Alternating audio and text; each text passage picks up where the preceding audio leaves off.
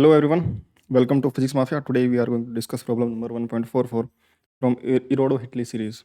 इस क्वेश्चन में यार हमें दे रखा है कि wheel rotates around a stationary axis, किसी एक स्टेशनरी एक्सिस के अबाउट एक व्हील है, टायर है यानी कि घूम रहा है, और एक्सिस जो स्टेशनरी, जैसे साइकिल में टायर घूमते हैं ना, तो उसकी एक्सल भी चलती है साइकिल के साथ साथ, बट जैसे एक एक्सल को फिक्स कर दिया जाए एक ही जगह पर, उसको टायर घुमाया जा रहा है, ठीक है। तो उसका जो एंगल ऑफ रोटेशन है, कितना एंगल घूम चुका है स्टार्टिंग से, उसका angle of rotation alpha 80 square के हिसाब से डिपेंडेंट है, जहाँ पर ए कांस्टेंट है 0.20 रेडियन पर सेकंड स्क्वायर के बराबर उसकी वैल्यू है।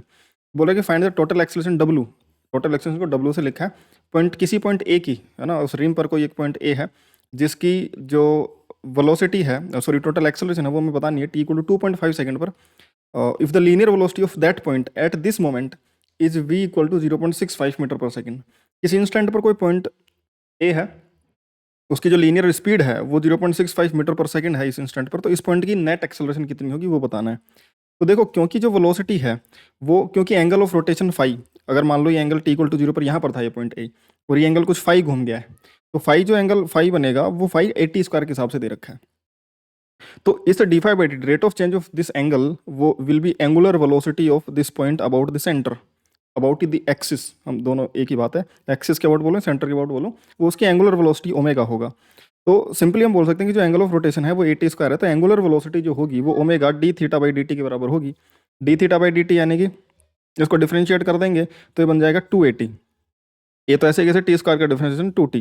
अब v जो स्पीड, हम या तो ओमेगा में एंगुलर पैरामीटर्स में इसको सोल्व कर सकते हैं, फिर लीनियर पैरामीटर में भी जा सकते हैं, दोनों तरीके से कर सकते हैं। लीनियर वेलोसिटी जो इसकी स्पीड होगी v equal to omega r होगी, तो v जो तुम्हारा होगा 280 इंटू आर, ओमेगा 280 है इंटू आर, ये इसकी स्पीड होगी, यानी कि रेडियस इसकी जो बनेगी v अपॉन में 280 बनेगी। इस तरीके से हम v और r का रिलेशन भी निकाल सकते हैं। अब एंगुलर वेलोसिटी जो होगी अल्फा, वो d omega by d t होगा, rate of change of angular velocity. वो ओमेगा 280 था, इसको डिफरेंशिएट करा तो टी का डिफरेंशिएशन 1 बन गया, 2a कांस्टेंट था, तो 2a के बराबर एंगुलर एक्सेलरेशन 2a कांस्टेंट है।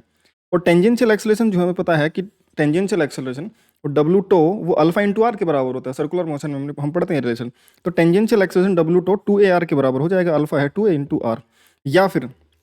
टेंजेंशियल एक्सेलरेशन को हम d of v by d t भी लिख सकते हैं, rate of change of speed भी लिख सकते हैं। स्पीड जो था वो 280 इंटू आर था, इसका रेट ऑफ चेंज अगर हम लिखेंगे तो टी का डिफरेंशिएशन 1 बन जाएगा, 2a इंटू आर, ये टेंजेंशियल एक्सेलरेशन यहाँ से भी निकाली जा सकती है, एक ही बात है, कहीं से भी कैलकुलेट कर लो। नॉर्मल एक्सेलरेशन जो होगी, यानी कि सेंटर की तरफ लगने वाली जो रेडियल एक्सेलरेशन या सेंट्रीपिटल एक्सेलरेशन होगी, उसको वी स्क्वायर बाई आर या फिर ओमेगा स्क्वायर आर दोनों से लिखा जा सकता है। वी स्क्वायर बाई आर करेंगे तो वी की वैल्यू रख देंगे 280 इंटू आर का स्क्वायर डिवाइड बाई आर, या फिर ओमेगा स्क्वायर आर से करेंगे तो ओमेगा की वैल्यू 280 इसका स्क्वायर इंटू आर, दोनों ही तरीके से करेंगे तो 280 का स्क्वायर इंटू आर, यहाँ से भी आर की एक पावर से एक पावर कट जाएगी और ऊपर एक आर बचेगा और 280 का स्क्वायर बनेगा। साथ ही साथ यहाँ पर भी सेम ही वैल्यू है 280 का स्क्वायर इंटू आर, ये नॉर्मल एक्सेलरेशन है। नेट एक्सेलरेशन जो होगी वो टेंजेंशियल एक्सेलरेशन का स्क्वायर प्लस नॉर्मल का एक्सेलरेशन का स्क्वायर का स्क्वायर रूट, क्योंकि टेंजेंशियल एक्सेलरेशन होगी टेंजेंशियल डायरेक्शन में और नॉर्मल एक्सेलरेशन होगी सेंटर की डायरेक्शन में, परपेंडिकुलर होंगे दोनों, तो रिजल्टेंट कुछ इन दोनों के स्क्वायर का एडिशन का रूट आएगा, ठीक है। अब ये वैल्यू जो है टेंजेंशियल एक्शन 2ar थी इसका स्क्वायर, प्लस में ये 2at स्क्वायर इंटू आर का स्क्वायर, तो 2ar और 2ar दोनों जगह उनका स्क्वायर है तो कॉमन आ जाएगा 2ar, यहाँ पर तो बन जाएगा 1 और यहाँ पर बन जाएगा, यहाँ पर जो बनेगा वो 280 का स्क्वायर था, तो 2a और r एक बार तो चला गया, तो 2 इंटू ए की 1 पावर तो चली गई और 2 इंटू ए की एक पावर बची रही है अभी तक, ठीक है ना। अब 2 इंटू ए इंटू टी स्क्वायर, टी की कोई भी पावर बाहर नहीं गई थी, तो टी स्क्वायर पूरा ऐसे से, और इस पूरे का स्क्वायर ये रिमेनिंग फैक्टर है यहाँ पर, ठीक है। इसको स्क्वायर करेंगे तो 4a स्क्वायर टी स्क्वायर बन जाएगा, और इसमें से भी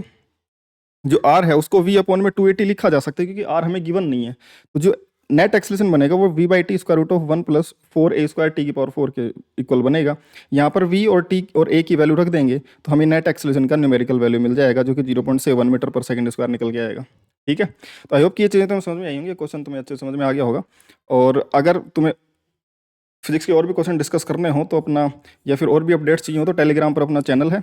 फिजिक्स माफिया के नाम से, उसको तुम ज्वाइन कर सकते हो, वहाँ पे तुम्हें सारी अपडेट्स क्लासेस की और वीडियोस की मिल जाएगी। उसके अलावा अपना माफियाज डाउट किलर्स ग्रुप है, वहाँ उसको ज्वाइन करोगे तो मुझसे डायरेक्टली अपने डाउट डिस्कस कर सकते हो। तो या तो तुम टेलीग्राम पर जाकर उसको सर्च कर सकते हो, या फिर डिस्क्रिप्शन में उसकी लिंक है, तुम वहाँ पर जाकर उसको